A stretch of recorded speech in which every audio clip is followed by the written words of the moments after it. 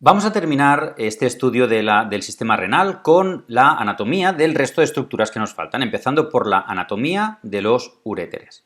Los uréteres son dos conductos, uno para cada riñón, que salen, como hemos observado, de la pelvis renal y que se encuentran con una longitud aproximada de unos 25 a 30 centímetros, aproximadamente, depende de la altura de la persona.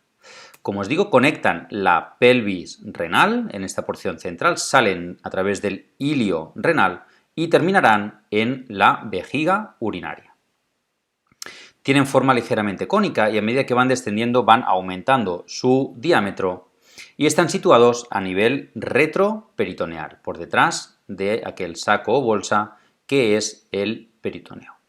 Es interesante comentar que, fijaros, la luz, el lumen de estos conductos es muy pequeñito, por lo tanto la orina no cae a través de los uréteres, sino que es empujada a través de los movimientos peristálticos de estos uréteres, ¿de acuerdo? Por lo tanto, os podéis imaginar que una piedra, un cálculo renal, que está formado de forma muy irregular porque no ha sufrido erosión, es muy doloroso, puede ser muy doloroso porque tiene que avanzar muy lentamente, empujado por las paredes de este uréter y por lo tanto resulta extremadamente doloroso. También comentar que a lo largo del recorrido de la orina a través de estos uréteres ya no se modifica, la modificación ha tenido lugar en los riñones y una vez aparecen los uréteres, ya no hay más modificación de las concentraciones de la orina. Los uréteres, hemos dicho que conectan las pelvis renales con la vejiga urinaria y lo hacen entrando por la cara posterior, entrando por su cara posterior.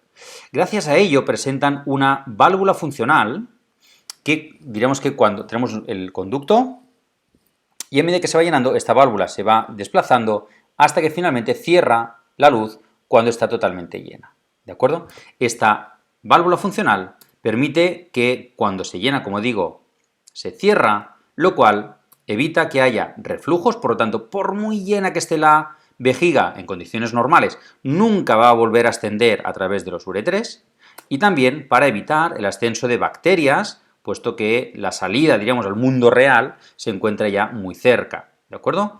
Podemos encontrar, no debería, pero podríamos encontrar alguna bacteria que ha entrado por la uretra, que se ha situado en la vejiga, pero para no permitir que entre hacia los uréteres y por lo tanto pueda llegar al riñón, tenemos este cierre mediante esta válvula funcional. La pared de los uréteres, como muchas de las paredes que estamos viendo, está formada por tres capas. Una capa mucosa, que será la capa más interna, que estará en contacto con la orina, que segrega un moco que la protege de la acidez que presenta esta orina. Acordaros que la orina era uno de los sistemas de eliminación del exceso de ácido, de regulación del pH. Por lo tanto, esta mucosidad, este moco segregado por las paredes de la mucosa, permite evitar que sea atacado por la propia acidez. La segunda capa, la capa central, como casi siempre, es la capa muscular. Acordaros que hemos dicho que era importante porque realizar los movimientos peristálticos para empujar la orina. Estará formado por dos capas, una capa circular que abrirá y cerrará y una capa longitudinal que irá empujando. Finalmente, la tercera capa o capa externa es la capa serosa, también denominada capa adventicia, y que presenta una serie de prolongaciones para fijar a estos uréteres al abdomen y que no estén ahí flotando como veíamos en la imagen. Aquí tenemos los uréteres y se continúan, terminan en la vejiga. Vamos a ver a continuación la anatomía de la vejiga. La vejiga es un órgano muscular hueco situado inferiormente al peritoneo, por lo tanto es extraperitoneal y de hecho situado infraperitoneal. La vejiga urinaria se encuentra situada posteriormente a la sínfisis del pubis, tanto en el caso de los hombres como en el caso de las mujeres, y su forma depende de la cantidad de orina que contenga. Cuando la vejiga urinaria está vacía es bastante plana y a medida que se va llenando va ocupando espacio en el interior de esta cavidad pélvica. Existen unas ligeras diferencias entre la anatomía de la vejiga masculina y femenina. En el caso del hombre, está situada justo anteriormente al recto, que es la porción final del intestino grueso, ¿de acuerdo? Por lo tanto, aquí tenemos el recto y por delante se sitúa la vejiga. En el caso de las mujeres, se encuentra por delante del recto, pero anteriormente también al siguiente conducto, que es la vagina. Esta vagina será el conducto que dará paso al útero, que se encontrará pues, posterior y superiormente a esta vejiga urinaria. La relación que existe entre los tres conductos de salida de la pelvis femenina podemos resumirlos con esta regla mnemotécnica de uva. En este caso, la primera salida corresponde a la uretra, que es la salida de la vejiga. A continuación, posteriormente a ella, encontraremos la vagina, con la V de vagina, y finalmente la A de ano, que será el esfínter que regulará la salida del recto. Fijaros, por lo tanto, aquí tenemos la vejiga urinaria y se estará situada justo por detrás de la sínfisis del pubis y por delante de la vagina y por debajo del útero. Bien, en su cara interna podemos observar una estructura de forma más o menos triangular que se denomina trígono. El trígono está situado en el suelo de la vejiga urinaria y es una estructura triangular, de ahí su nombre, trígono, forma triangular. Bien, presenta dos ángulos posteriores que ya conocemos porque son la entrada de los uréteres. La entrada de los uréteres conforma estos dos orificios posteriores, recordad, que tienen aquella válvula funcional, ¿vale? Y en la zona anterior encontramos un solo ángulo, que será la salida de la uretra, ¿de acuerdo? Por lo tanto, este se considera el orificio uretral interno.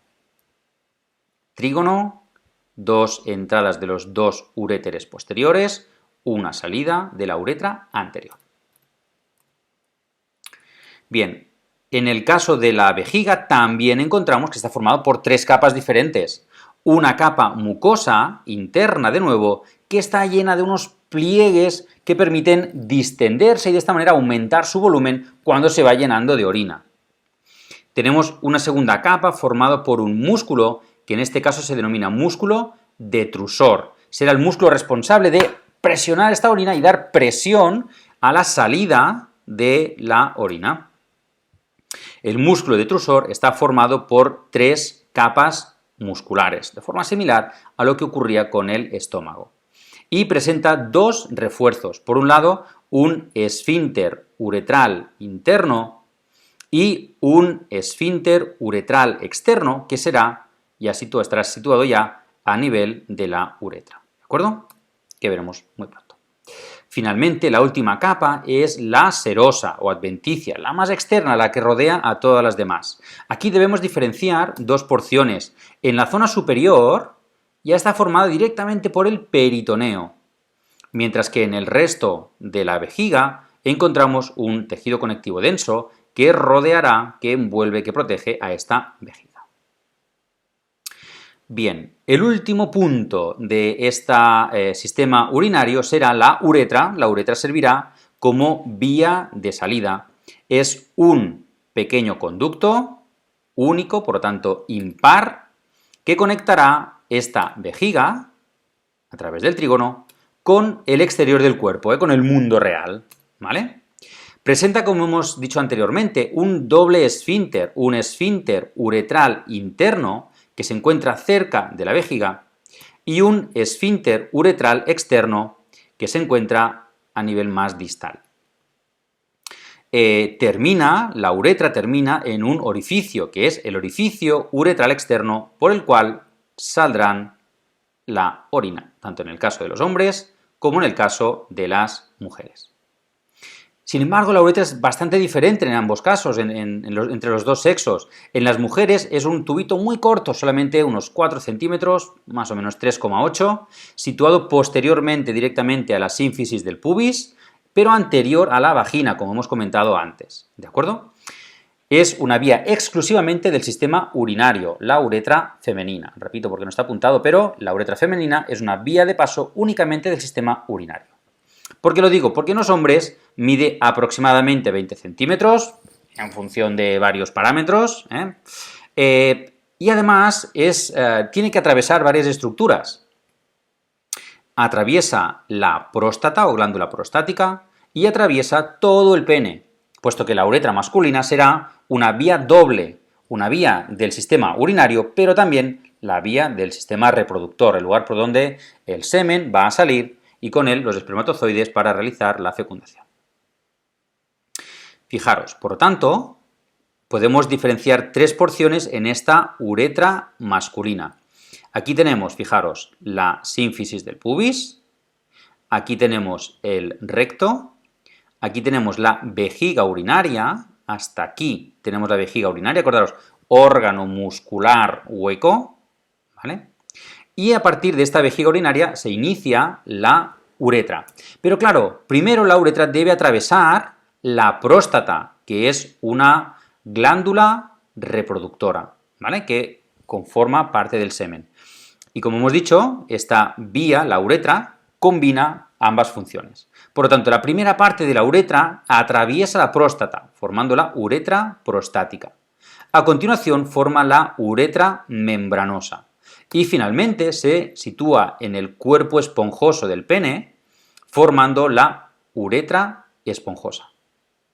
¿De acuerdo? Por lo tanto, estas tres porciones corresponden a cada una de las tres estructuras que cruza la uretra.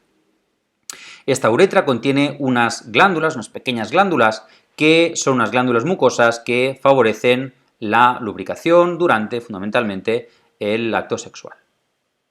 ¿De acuerdo?